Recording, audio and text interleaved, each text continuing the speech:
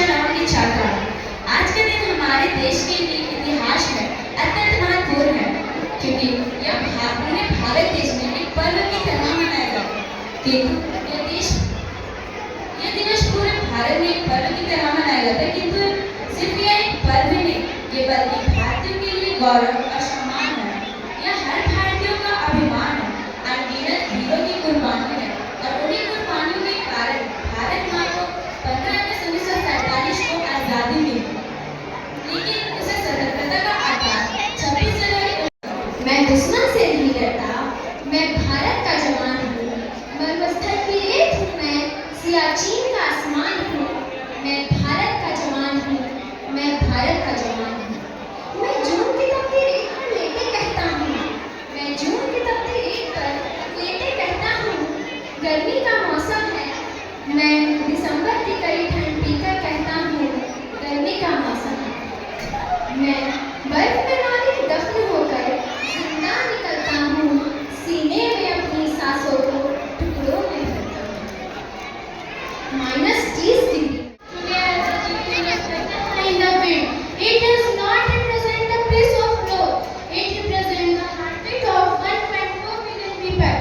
It represents the rate of every freedom fighter who died and again when an Indian would be the master of their own destiny.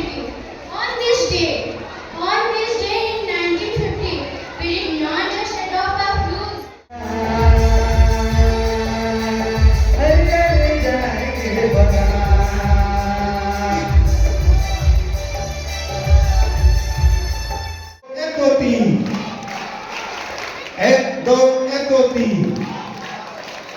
एक दो तीन।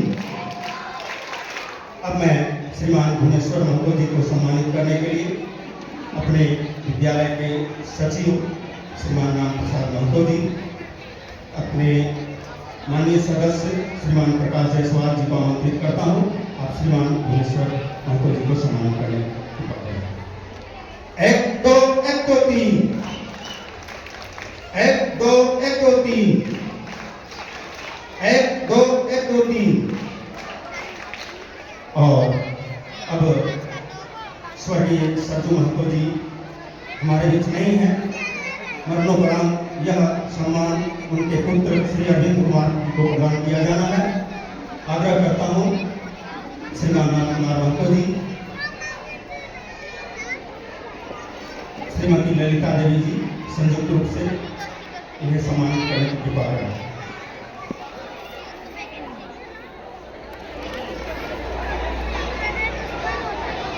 एक दो तीन। एक दो तीन।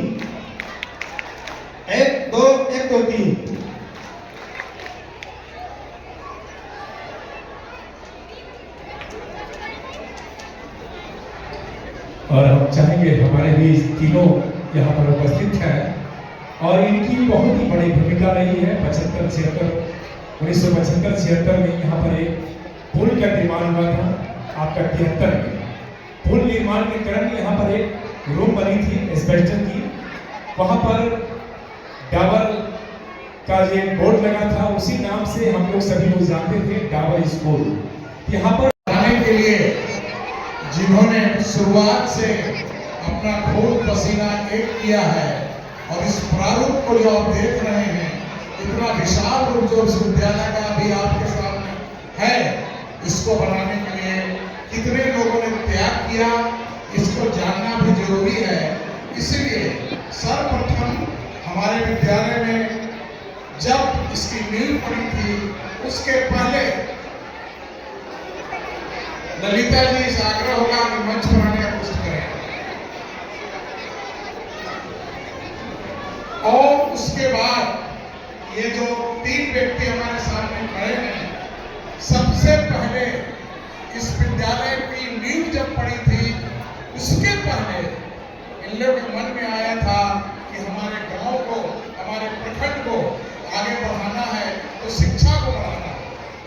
और इनके मन में ये भावना थी, और कोई साधन नहीं था, कोई जगह नहीं था, कुछ भी नहीं था, लेकिन यहाँ पर चदरा का मकान था, टूटी फूटी दीवार थी, लेकिन फिर भी इन लोगों ने अथक प्रयास किया।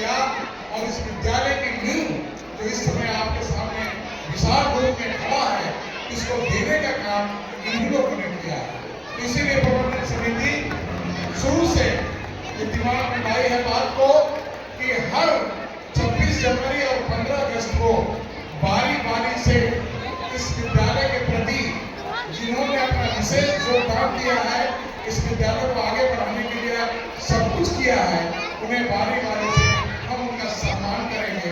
इसी कड़ी में आज 3 व्यक्तियों को हम लोग सम्मानित कर रहे हैं और यह परंपरा हमारा 26 जनवरी और 15 अगस्त तक चलता रहेगा। धन्यवाद।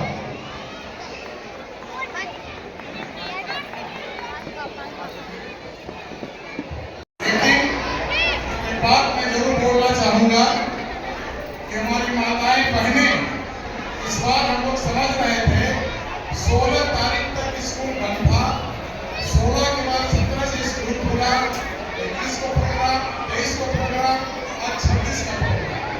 तो हमारे बच्चे और खासकर हमारे टीचर्स और मांझी में 77वां गणतंत्र दिवस के शुभ अवसर पर हम सब कोई इस विद्यालय में उपस्थित हुए हैं।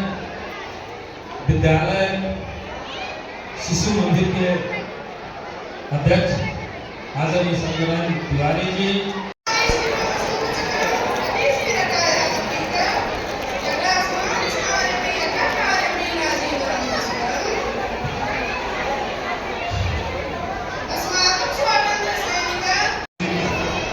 हमारे गुरुजी जो आज के झंडे पदक के हैं श्रीमान गोविंदलाल गुप्ता जी, हमारे अभिभावक रामकालाल जी, हमारे प्रकाश जी, अशोक जी, पंचायत समिति के सदस्य। 26 जनवरी गणतंत्र दिवस के पावन अवसर पर सरस्वती शिशु विद्या मंदिर विद्यालय के प्रांगण में हम लोगों के बीच हमारे जो समिति के संरक्षक श्री गोविंदलाल गुप्ता जी, जो आज झंडोत्तोलन इनके द्वारा हुआ, और हमारे बीच उपस्थित हैं हमारे बड़े भाई शिव नारायण साहू जी। भारत माता की जय बोलते हैं। आज सरस्वती शिशु विद्या मंदिर में आज हमारे झंडोत्तोलन के करने वाले हमारे गुरुजी आदरणीय गोविंदलाल गुप्ता जी, मंच में मंचासीन हमारे इस विद्यालय के अध्यक्ष नारायण तिवारी जी, इस पंचायत के मुखिया दीपक बड़ाई जी, पंचायत समिति सदस्य